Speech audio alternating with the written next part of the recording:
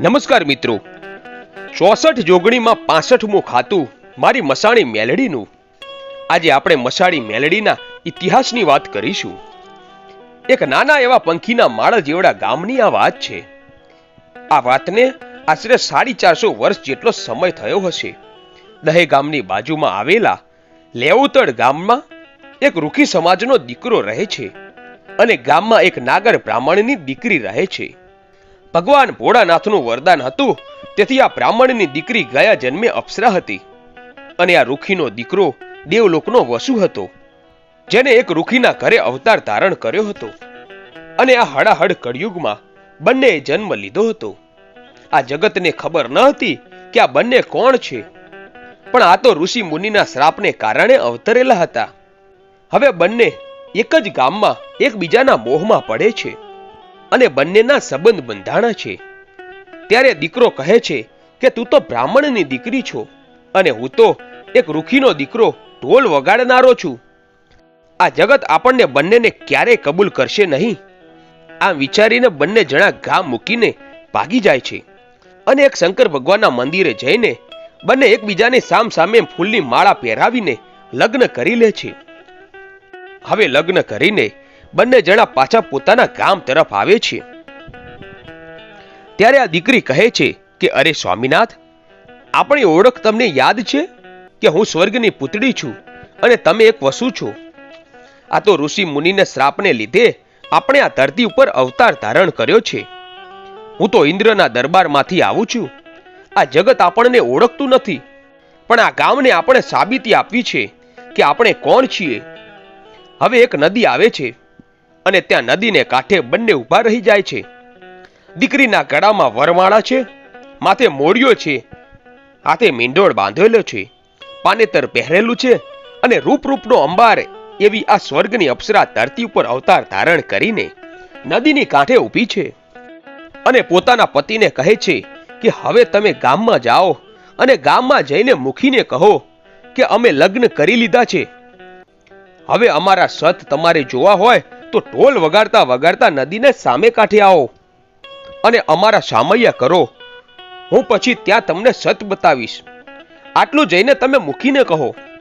પછી તો આ રૂખીનો દીકરો ગામમાં આવીને ગામ લોકો અને મુખીને વાત કરે છે કે આવી રીતે મેં બ્રાહ્મણની દીકરી સાથે લગ્ન કર્યા છે અને આ બ્રાહ્મણની દીકરી નદી કાંઠે ઊભી છે અને ગામ લોકો તમે વાંચતે ગાજતે સામૈયા કરો. બ્રાહ્મણની દીકરી અમારા સત તમને ત્યાં બતાવશે. હવે આખું ગામ ભેગું થઈને નદી કાંઠે આવે છે. ઢોલ વાગે છે અને બંને વરઘડિયા ઊભા છે. છેડા છેડી બંધાયેલી છે. ત્યાં તો સતીએ પોતાના હાથ ઊંચા કર્યા અને પોતાના પતિને કહે છે કે અરે સ્વામિનાથ, જાઓ, મારી દેવીનો આદેશ છે કે તમે હવે સ્વર્ગે સીધાઓ. તમે ત્યારે જ સ્વર્ગે સીધાવજો જ્યારે હું રાખ બની, ફૂલનો દડો બની અને સવા વેતની નાગણી બની જઈશ અને ફૂલના ઢગલામાંથી હું સવા વેતની નાગણી જીભના લબકારા મારું ને, ત્યાર પછી જ તમે સ્વર્ગે સીધાવજો. કેમ કે હું સતી છું. સતી ક્યારે રંડાપો વેઠતી નથી. પહેલા હું અને પછી તમે. આટલું બોલે છે અને ઢોલ નગારા વાગે છે અને ત્યાં તો સતીનું સતીત્વ જાગૃત થાય છે અને એના હાથની બંને હથેળીમાંથી કંકુ ખરવા લાગે છે અને આ દીકરીનું સ્વરૂપ થોડીક વારમાં તો વિકરાળ થવા લાગે છે. એને કહ્યું કે અરે ગામ લોકો, તમે મને ઓળખી નહીં. હું જોગણી છું, હું ખપ્પર જોગણી છું. તમારે મન હું બ્રાહ્મણની દીકરી છું, પણ અમારા વચનને કારણે અમે આ ધરતી ઉપર અવતાર ધારણ કર્યો છે. ગામ લોકો આ બધું જોઈ રહ્યા છે. દીકરીના બંને હાથમાંથી કંકુના ઢગલા થવા લાગ્યા. પછી તેના શરીરમાંથી અગન જ્વાળા પ્રગટ થઈ અને શરીર બળીને રાખ થઈ ગયું અને એ રાખ ફૂલનો ઢગલો થઈ ગયો અને ફૂલના ઢગલામાંથી સવા વેતની નાગણી બહાર નીકળે છે અને પૂંછડી ઉપર ઊભી રહીને જીભના લબકારા મારે છે અને એના સ્વામીના સામે જોઈને કહે છે, અરે સ્વામિનાથ, જાઓ, તમારે હવે ધરતી ઉપરથી વિદાય લેવાનો સમય થઈ ગયો છે. તમારે સ્વર્ગના તેડા આવ્યા છે. આટલું બોલે છે ત્યાં તો રૂખીનો દીકરાનું શરીર પણ ફૂલનો ઢગલો બની ગયું. હવે ગામ લોકોનો પસ્તાવાનો પાર રહ્યો નહીં.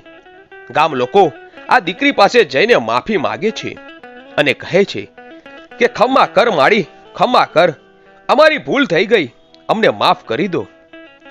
ત્યારે સવા વેતની નાગણીને વાચા ફૂટે છે અને કહે છે, ખમ્મા છે મારી વસ્તીને ખમ્મા. હું તો નદીના કાંઠે અહીં બેઠી છું. જાઓ, મને મસાણી માતા તરીકે મને ઓળખજો. આ જગતમાં 64 જોગણી છે, પણ આ 64 જોગણીમાં 65મું ખાતું હું મસાણી મેલડી તરીકે આ જગતમાં પૂજાઈશ. હવે અહીં મારા બેસણા કરો અને મારા સવા મણના તાવા કરો. હું સવા મણને તાવે રમવા આવીશ.